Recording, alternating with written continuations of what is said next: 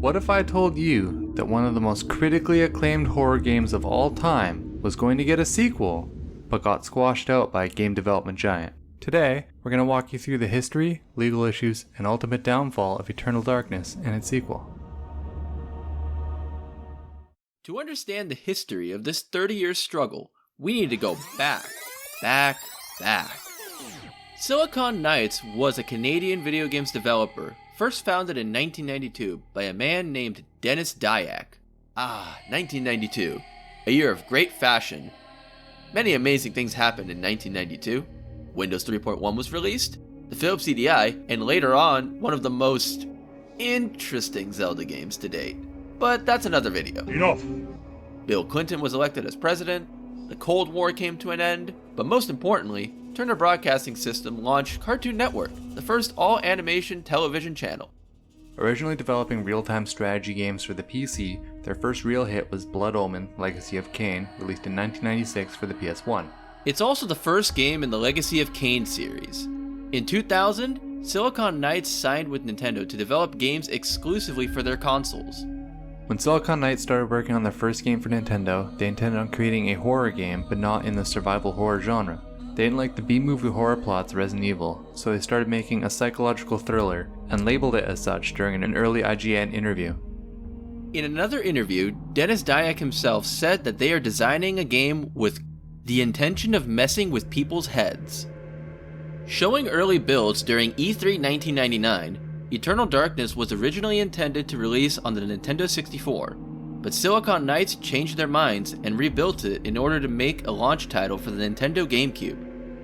And that's where, in 2002, they released Eternal Darkness: Sanity's Requiem. They followed that up with the release of the remake of the original Metal Gear Solid, Metal Gear Solid: The Twin Snakes, and wait a minute, is that who I think it is? After which, Silicon Knights partnered with Microsoft Game Studios, and in 2008, they released Two Human for the Xbox 360. The final game released by the company was X-Men Destiny, released on all these consoles.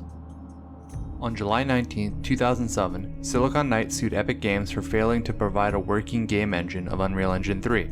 Silicon Knights claimed that Epic Games were using a slicker version of the Unreal Engine to develop Gears of War and only released a hamstring version to Silicon Knights and other developers in order to show them up at E3. They also claimed that Epic made several statements about what the engine could do, but it wasn't able to deliver on. The suit is based on a dozen causes of action, including fraud, negligent misrepresentation, intentional interference with contractual relations, intentional interference with prospective economic advantage, breach of warranty, and violations of North Carolina's Unfair and Deceptive Trades Practices Act, whatever any of that means. The suit also stated that Epic missed the deadlines for providing both Xbox 360 and PS3 engines, and that Silicon Knights had to rebuild their own engine, which is what they used for Two Human. Links to all relevant articles will be in the description.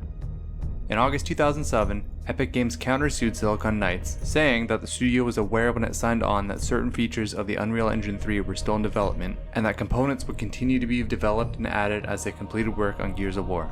They also claimed that Silicon Knights made unauthorized use of Epic's licensed technology and violated Epic's intellectual property by incorporating Unreal Engine 3 code into its own engine. They further claimed that Silicon Knights broke the contract by using said engine to develop another game with Sega, which Epic Games never received a licensing fee for.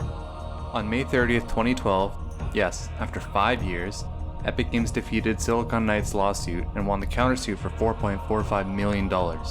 In the end, Silicon Knights were found guilty of copyright infringement, misappropriation of trade secrets, and breach of contract.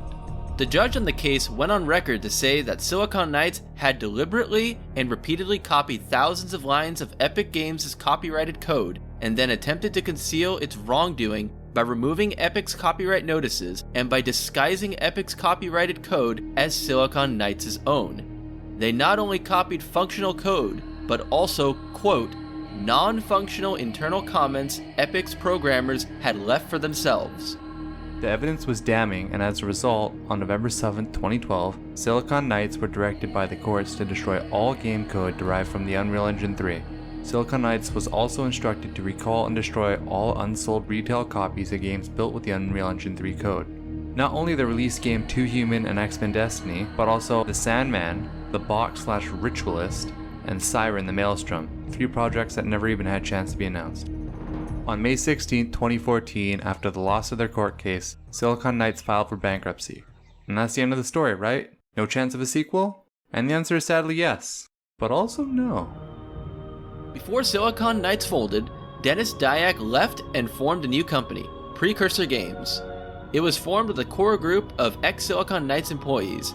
In May of 2013, Precursor Games started a crowdfunding campaign on their site through PayPal, trying to find funding to the tune of $1.5 million to create Shadow of the Eternals. Not a prequel per se, but a spiritual successor to Eternal Darkness. It was planned to be released as 12 2 to 4 hour long episodes for the PC and Wii U. Oh man, Wii U. I remember that. On May 13th, they put out a second fundraising campaign on Kickstarter aiming to raise an additional $1.35 million within 36 days. We're proud to say we put some money into the fundraiser at the time. I personally donated a whopping $5 as I was broke as fuck at the time. Huh. Maybe I was part of the problem. The pledge amount ranged from $5 to a whopping $10,000. The rewards for backing ranged from getting the episodes for free, to getting exclusive in-game content, all the way to getting an executive producer credit and being able to visit the Precursor Games studio and work with the studio to create your own custom content for the finished game. Halfway through the fundraising campaign, however, Precursor Games announced a host of new, exciting opportunities that will make the game better than we ever envisioned, and they shut down both funding campaigns. They refunded all the money back to the contributors and promised to relaunch a new campaign a few weeks later with a reveal of these new exciting developments. Unfortunately though, in June 2013, one of Precursor's founding members and the co-designer of both Eternal Darkness and Shadow of the Eternals was arrested and pled guilty on charges of child pornography. The studio immediately severed ties with them and another Kickstarter campaign was launched on July 25th, aiming for the goal of $750,000 at this time. Shadow of the Eternals was going to be released as one 8 to 10 hour experience now instead of 12 2 to 4 hour long episodes. The synopsis for the game is as follows. When Detective Paul Becker is called to one of the bloodiest gang massacres in Louisiana state history, only 2 survivors remain from a brutal conflict between 2 rival cults. As Becker begins his interrogations of the suspects, their combined recollections will uncover the truth about the Eternals. Featuring an ensemble cast of heroes and villains, Shadow of the Eternals will span over 2,500 years of history throughout Egypt, England, Hungary, and the United States. Players will question the perception of reality as they try to balance the mechanics of combat, magic, and sanity events to progress through the adventure. Shadow of the Eternals will take players on a memorable journey throughout time, weaving historical fact with disturbing fiction to create an experience unlike any other. As a side note, the Ouble,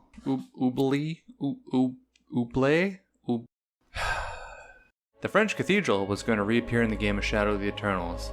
Now does that not sound fucking awesome? And the thrilling spiritual successor going all over the world again, spanning across 2,500 years of history, Egypt, England, Hungary, United States. Angry mummies from Egypt, anyone? But alas, as of September 30th, 2013, Shadow of the Eternals was delayed indefinitely due to lack of funding on Kickstarter. In October 2014, Dennis Dyack created a new entertainment company, Quantum Entanglement Entertainment. Holy shit, dude, couldn't have thought of something that's less of a mouthful to say? Their first project was going to be relaunching the development of Shadow of the Eternals.